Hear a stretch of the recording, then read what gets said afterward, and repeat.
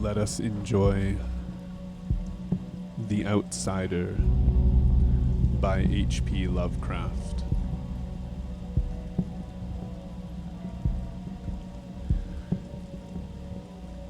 That night the Baron dreamt of many a woe, and all his warrior guests, with shade and form of witch and demon and large coffin warm, were long been nightmared.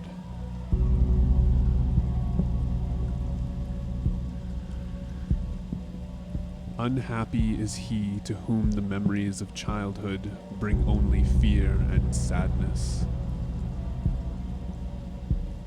Wretched is he who looks back upon lone hours in vast and dismal chambers with brown hangings and maddening rows of antique books, or upon odd watches in twilight groves of grotesque, gigantic, and vine-encumbered trees that silently wave twisted branches far aloft. Such a lot the gods gave to me.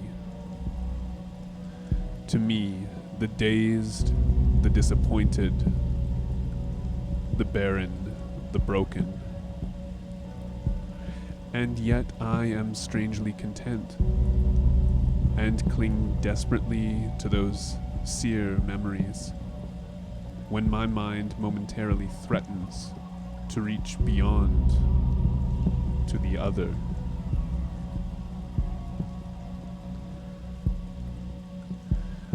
I know not where I was born, save that the castle was infinitely old and infinitely horrible, full of dark passages and having high ceilings where the eye could find only cobwebs and shadows.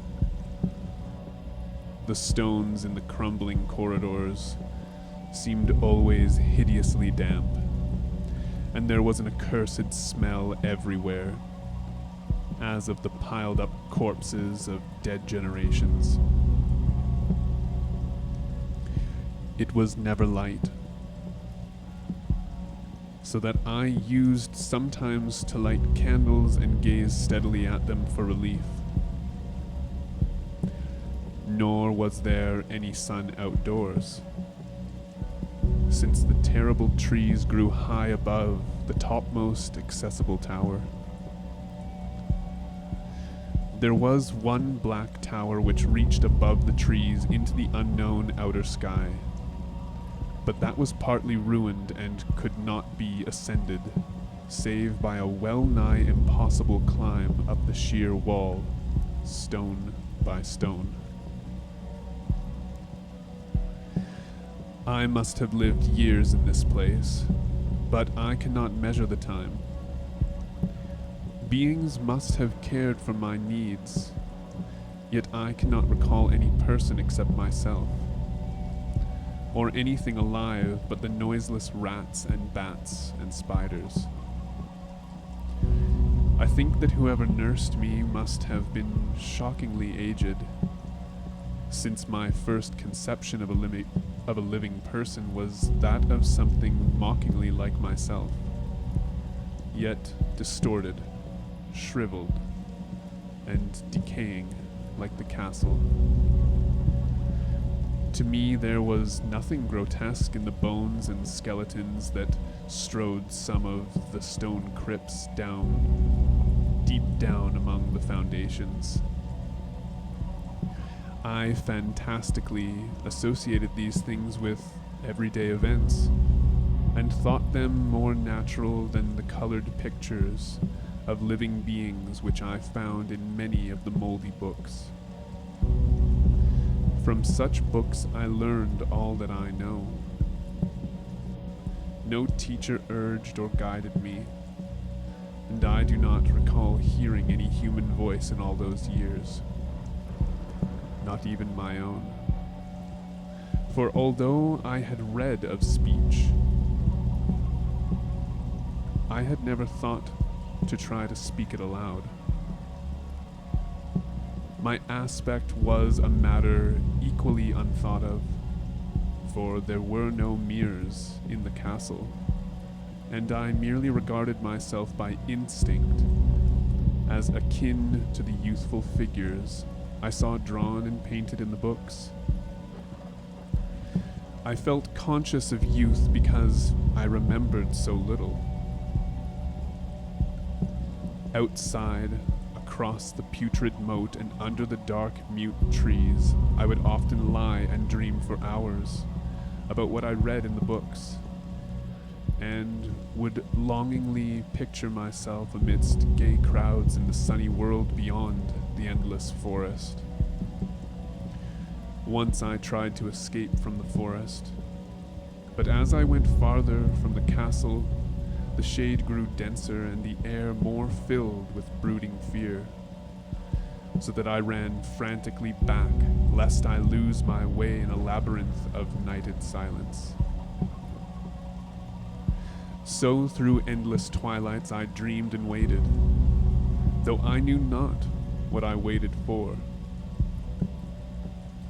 Then in the shadowy solitude, my longing for light grew so frantic that I could rest no more, and I lifted entreating hands to the single black ruined tower that reached above the forest into the unknown outer sky. And at last, I resolved to scale that tower, fall though I might, since it were better to glimpse the sky and perish than to live without ever beholding day. In the dank twilight I climbed the worn and aged stone stairs till I reached the level where they ceased,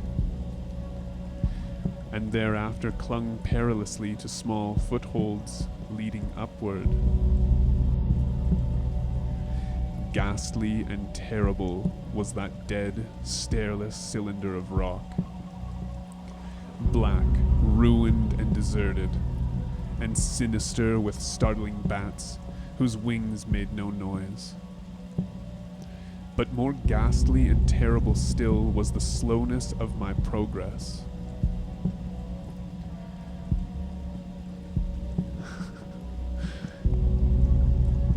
That's right. In the dank twilight I climbed the worn and aged stone stairs. Hey there, Mystic Light.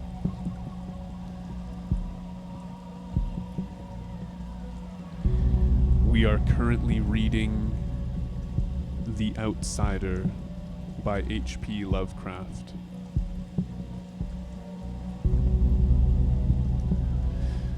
But more ghastly and terrible still was the slowness of my progress.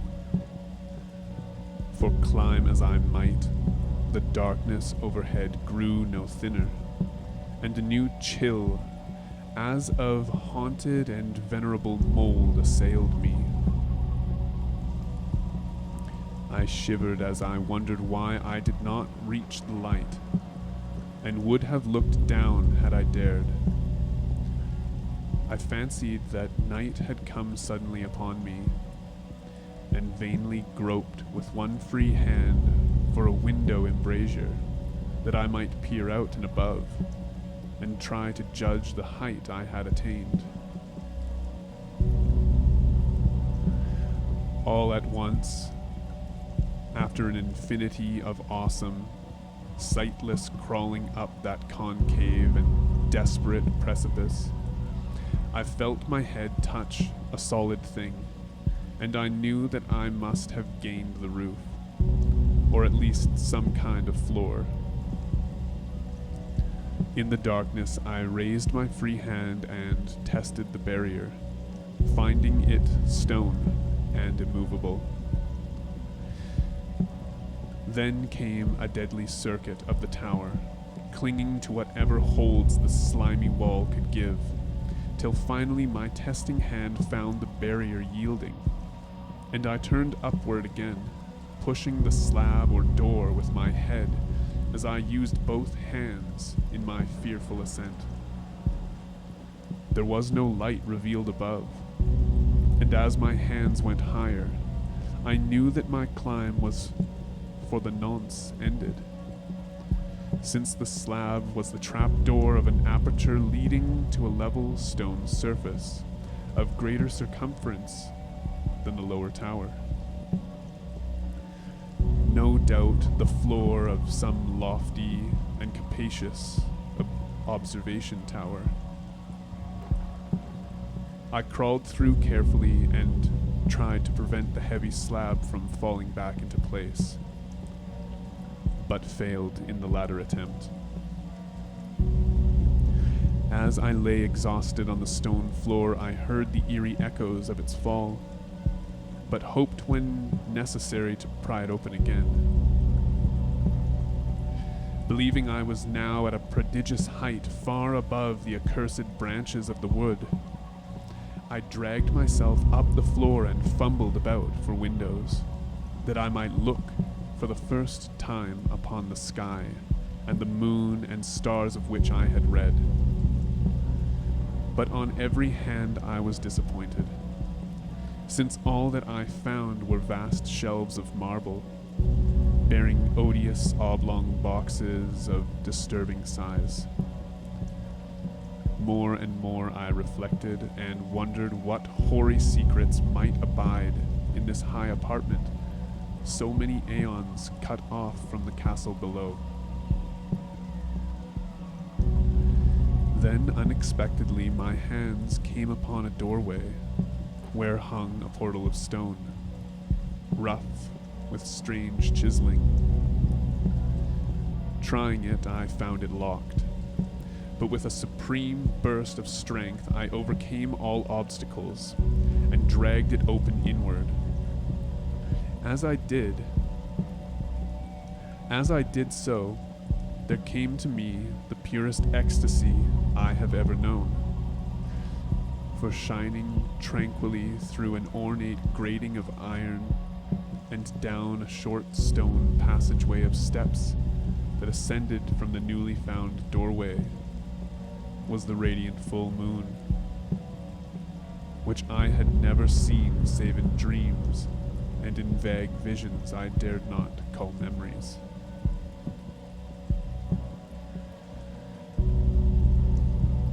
Fancying now that I had attained the very pinnacle of the castle, I commenced to rush up the few steps beyond the door. But the sudden veiling of the moon by a cloud caused me to stumble, and I felt my way more slowly in the dark. It was still very dark when I reached the grating, which I tried carefully and found unlocked, but which I did not open for fear of falling from the amazing height to which I had climbed. Then the moon came out.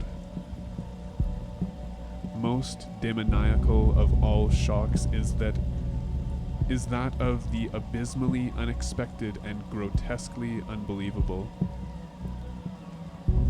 Nothing I had before undergone could compare in terror with what I now saw, with the bizarre marvels that sight implied. The sight itself was as simple as it was stupefying, for it was merely this.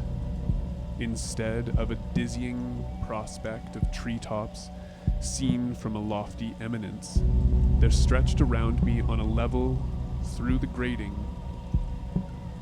nothing less than the solid ground, decked and diversified by marble slabs and columns, and overshadowed by an ancient stone church whose ruined spire gleamed spectrally in the moonlight. Half unconscious, I opened the grating and staggered out upon the white gravel path that stretched away in two directions.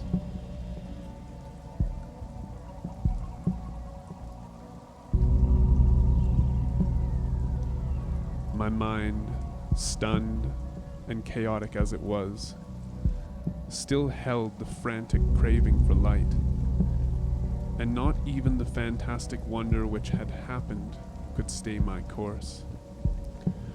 I neither knew nor cared whether my experience was insanity, dreaming, or magic, but was determined to gaze on brilliance and gaiety at any cost.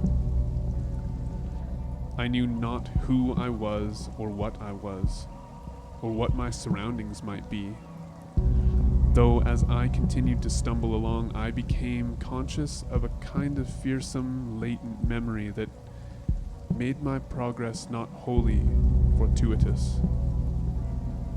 I passed under an arch, out of that region of slabs and columns, and wandered through the open country, sometimes following the visible road, but sometimes leaving it curiously to tread upon meadows where only occasional ruins bespoke the ancient presence of a forgotten road. Once I swam across a swift river, where crumbling mossy masonry told of a bridge long vanished. Over 2 hours must have passed before I reached what seemed to be my goal, a venerable ivied castle in a thickly wooded park, maddeningly familiar yet full of perplexing strangeness to me.